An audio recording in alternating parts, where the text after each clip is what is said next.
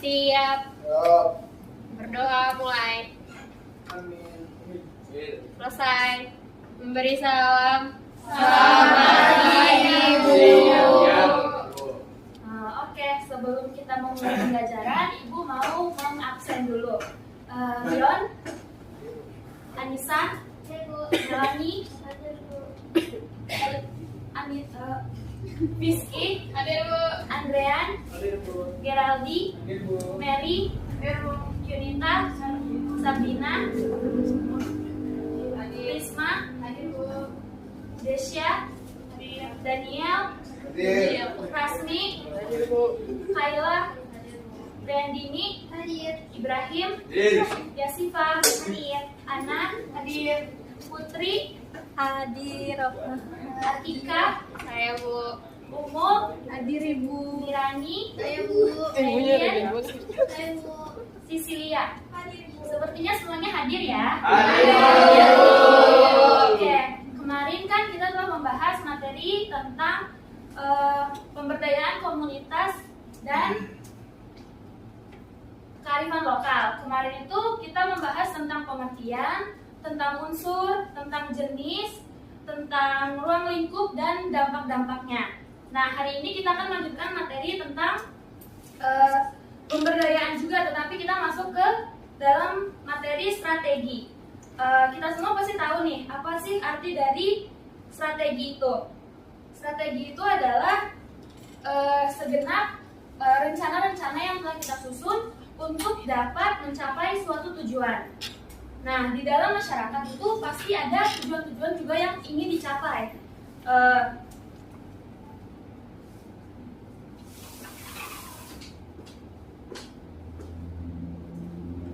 Nah, sebelum kita ngomongin tentang tujuan-tujuan yang ingin kita capai, di sini Ibu akan memberikan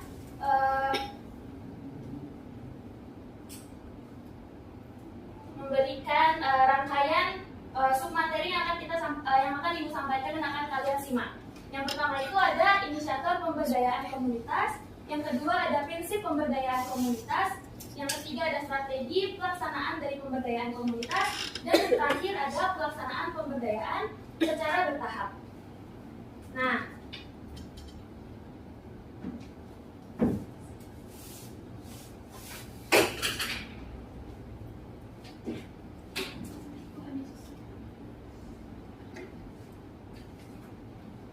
sebelum kita masuk ke materi strategi pemberdayaan komunitas, di depan Ibu ini ada beberapa contoh atau beberapa hal yang diperlukan dalam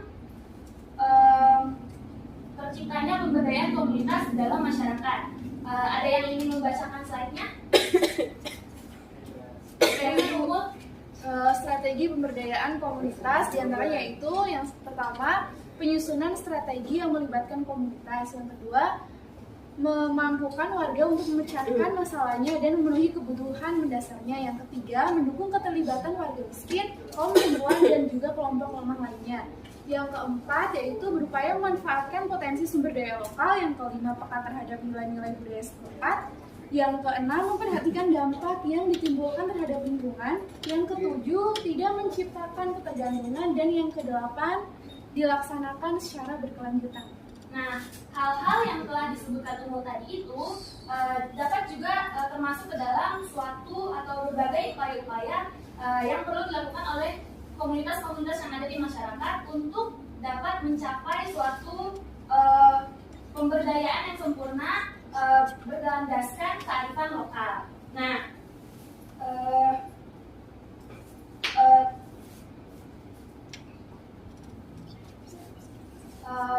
jika segenap upaya-upaya tadi ini yang telah disebutkan oleh Umo dapat dilakukan dengan baik, maka hal ini dapat menciptakan masyarakat yang mandiri, masyarakat yang mampu menghadapi baik tantangan dan juga peluang yang ada di masyarakat untuk dapat melangsungkan pemberdayaan komunitasnya. Nah, sebelum pemberdayaan komunitas itu dilakukan atau dilaksanakan, pastinya kita memerlukan seseorang ataupun siapapun yang mau untuk pertama kali melakukan pemberdayaan tersebut. Nah, untuk yang pertama itu adalah pemerintah. Cara pemerintah untuk menjadi inisiator atau menjadi orang yang mau memulai pemberdayaan komunitas itu adalah dengan menyediakan program-program bagi masyarakatnya. Program-program tersebut itu dapat berupa ada programnya. Yang pertama yaitu Program Nasional Pemberdayaan Masyarakat Mandiri atau PNPM Mandiri. Lalu yang kedua ada juga Kredit Usaha Rakyat. Lalu yang ketiga ada Proyek Penanggulangan Kemiskinan. Lalu yang keempat ada Program Peningkatan Pendapatan Petani. Pemerintah ini sebenarnya menciptakan program ini adalah untuk menstimulasi masyarakat agar bisa mempunyai sarana atau memiliki sarana untuk dapat menyalurkan potensi-potensi mereka. Lalu yang kedua ada swasta. Swasta ini berperan dalam mendukung masyarakat dan juga pemerintah. Bagaimana caranya? Caranya itu adalah dengan menyediakan juga gitu program-program dengan cara melakukan sosialisasi, melakukan penyuluhan, dan juga melakukan bimbingan, arahan, dan lain sebagainya. Program-program tersebut tentunya pasti untuk kesejahteraan rakyat dan juga selain untuk kesejahteraan rakyat untuk mendukung ataupun menyupport kembali program atau canangan pemerintah bagi masyarakat. Lalu kalau untuk masyarakat sendiri bagaimana dia bisa menjadi inisiator, yaitu adalah dengan menjadi kolaborator gitu. Jadi mereka itu berkolaborasi bersama pemerintah maupun swasta. Mereka yaitu masyarakat bisa ikut dalam program-program yang dicanangkan oleh pemerintah maupun oleh swasta. Lalu di sini ada prinsip pemberdayaan komunitas. Prinsip pemberdayaan komunitas yaitu ada kesetaraan, partisipatif, keswadayaan, dan berkelanjutan. Nah, untuk masuk ke poin pertama, ini membicarakan tentang posisi gitu loh. Jadi di dalam pemberdayaan komunitas pasti ada pemberdayanya gitu, dan ada juga masyarakatnya. Pemberdayaan masyarakat di sini tidak boleh merasa lebih tinggi ataupun lebih rendah dari satu sama lain. Misalnya, pemberdaya merasa karena mereka yang melakukan program, mereka merasa masyarakat harusnya hanya ikut saja gitu. Itu tidak boleh karena baik masyarakat ataupun baik pemberdayanya harus bersama-sama melakukan kerjasama gitu loh. Jadi keduanya harus aktif serta dan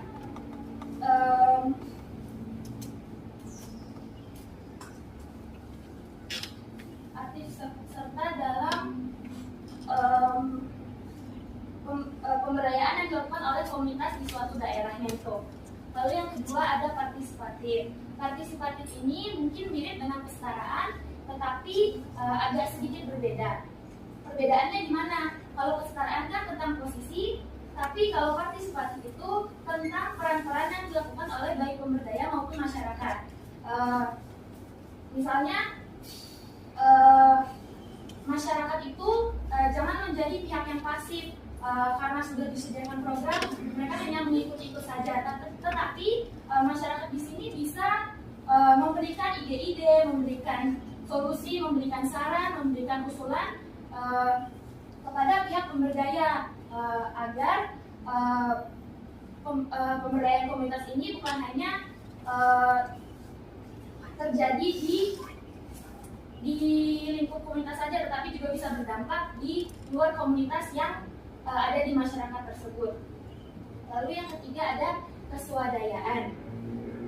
Keswadayaan yang di sini dimaksudkan tentang di mana masyarakat tidak hanya bergantung kepada pihak pemberdaya. Pihak masyarakat ini boleh sekali untuk menyalurkan potensi, bakat, minat ataupun hal-hal yang mereka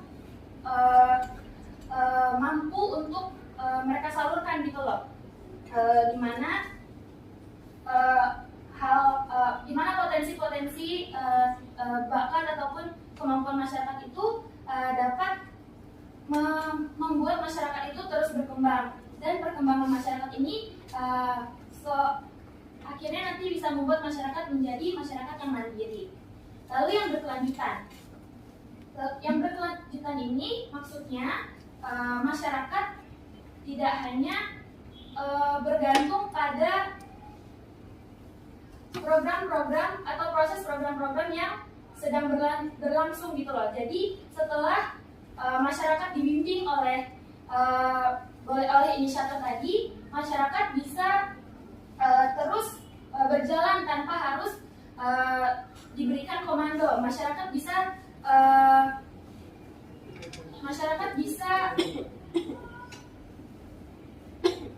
bisa terus berjalan mandiri tanpa adanya ajaran penuh atau kontrol penuh dari pihak pemberdaya.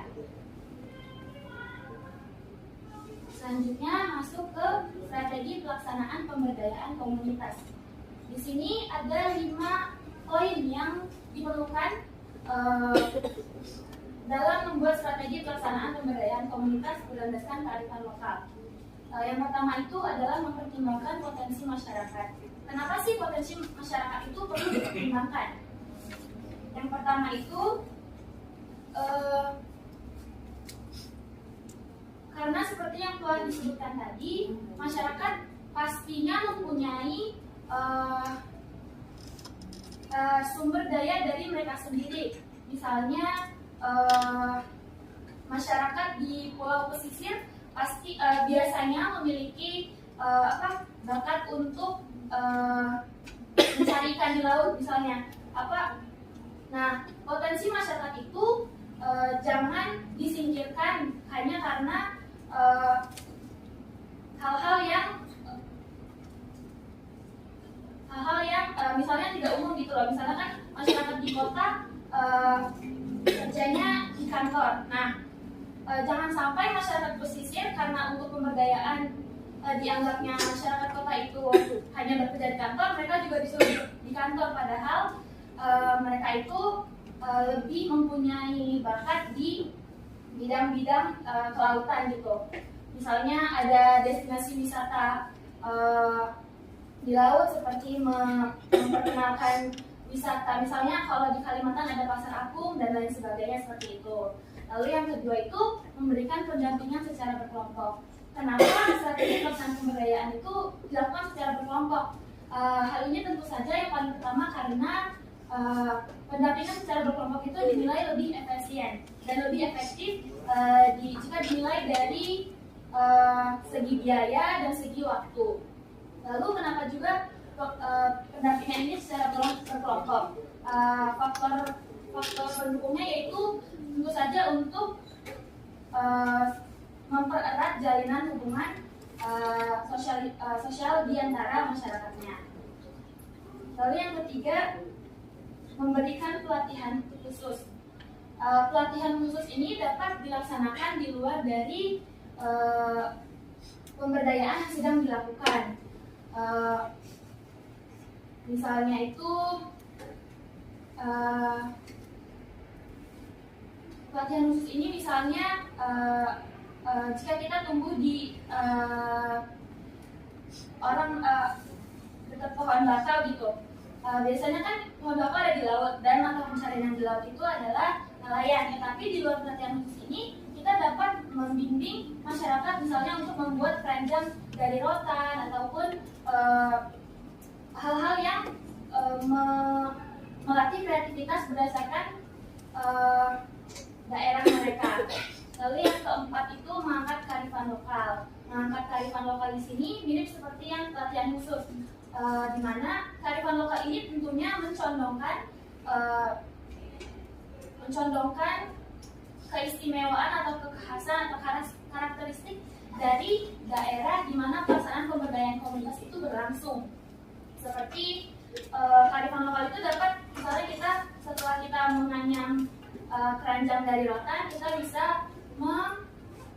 menjual keranjang yang kita buat dari rotan dari pohon bakau itu, dari akar bakau itu kepada masyarakat ataupun turis atau yang sedang berdestinasi ke wilayah tempat pelaksanaan pemberdayaan komunitas. Lalu yang keenam itu memberikan bantuan sarana. Bantuan sarana ini dapat berupa tentu saja tempat untuk kita masyarakat bisa berkreasi, lalu bisa juga memberikan bimbingan, memberikan ajaran, memberikan ilmu baru kepada masyarakat di tempat pelaksanaan pemberdayaan. Nah, untuk tahapan-tahapan pelaksanaan itu secara bertahap ada 3 yang paling utama, yaitu ada perencanaan, ada pelaksanaan dan evaluasi. Perencanaan tentunya segenap rancangan-rancangan yang telah kita siapkan. Lalu yang pelaksanaan itu bagaimana cara kita menguasai lapangan. Lalu yang evaluasi itu tahap akhir di mana kita menilai kembali hal-hal yang telah kita lakukan dengan cara memberikan masukan, memberikan kritik, memberikan saran maupun solusi untuk masalah-masalah yang telah dilalui. Nah, selanjutnya kita masuk ke diskusi kelompok. Di sini itu akan membagi kepada menjadi 2 kelompok ya. Tugasnya itu yang dijelaskan ya. Tugasnya itu adalah menyebutkan contoh pemberdayaan komunitas berdasarkan kearifan lokal di tengah globalisasi. Itu untuk kelompok yang pertama. Ibu kasih tugas yang berbeda. Untuk kelompok yang kedua, menyebutkan bidang-bidang yang terdampak dari pemberdayaan komunitas di tengah globalisasi ini. Ibu kasih waktu 1 menit ya. Ini kelompok, ibu bagi menjadi 2 kelompok. Ini kelompok yang pertama dan ini kelompok yang kedua.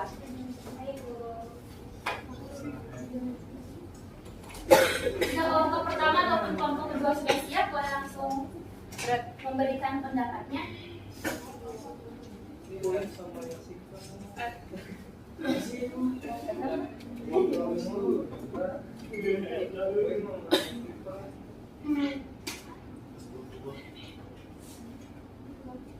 Memberikan yang pertama itu untuk kelompok pertama memberikan contoh dari pemberdayaan komunitas berdasarkan kearifan lokal di tengah era globalisasi.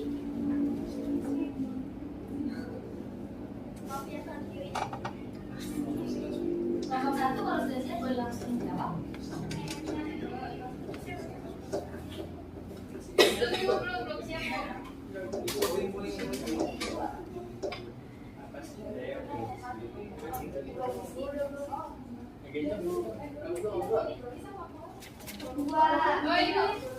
Gimana sih nggak dengerin?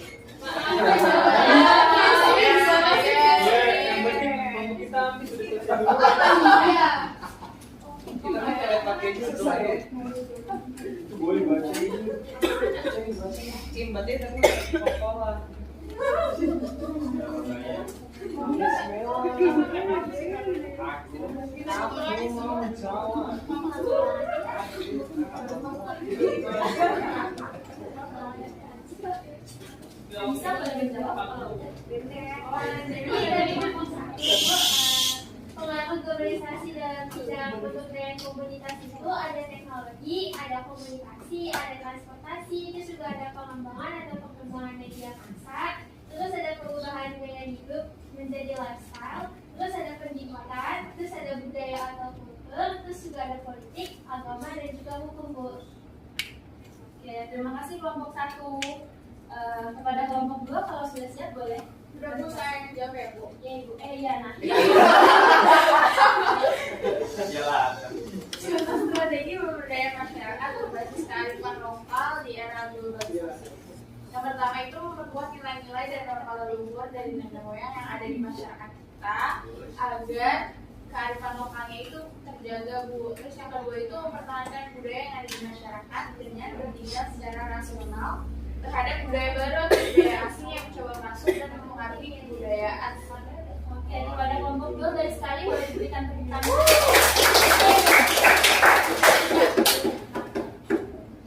Sepertinya itu saja ya baik dari materi dari Ibu maupun diskusi kelompok. Nah, untuk pertemuan selanjutnya Ibu akan meminta rangkuman materi dari hari ini. Silakan dicatat ya. Sudah habis. Sekian materi dari Ibu. Kepada Atika, para ketua kelas boleh langsung disebut saja. Siap. Ya. Berdoa. Selesai. Memberi salam.